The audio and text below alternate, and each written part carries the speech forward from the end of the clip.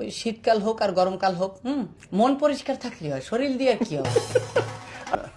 শোনেন, আমি একবার একটা কোম্পানিতে চাকরিতে লাগছিলাম। আপনি চাকরি করতে গেছিলেন? হ্যাঁ, তাহলে তো কোম্পানির খুব দুরবস্থা। দূর অবস্থা না, তারা আমারে বললো যে ভাই আপনি যদি দীর্ঘদিন আমাদের সাথে লেগে থাকেন, এই কনসেপ্ট যদি আপনি বুঝতে পারেন, তাহলে অনেক তাড়াতাড়ি আমরা ভালো দিন নিয়ে আসবো। বাহ, ভালো। আমি এটা শুনে চিন্তায় পড়ে গেলাম যে তাহলে ভালো রাইট মনে আমার নিজেরই আনতে হবে। হ্যাঁ, সব দিতে বলি যে আপনার good day is coming, good day is coming. No one says আমার গুড নাইট ইজ কামিং। কিন্তু কয়েকদিন পর আমার চাকরি চলে গেছে। স্যার একদিন প্রশ্ন করলো যে জীবন সাহেব বলেন তো এই পৃথিবীতে সবচাইতে বেশি বরফ কোথায় পড়ে?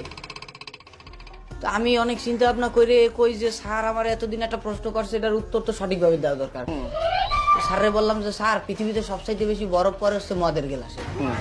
এত পারফেক্ট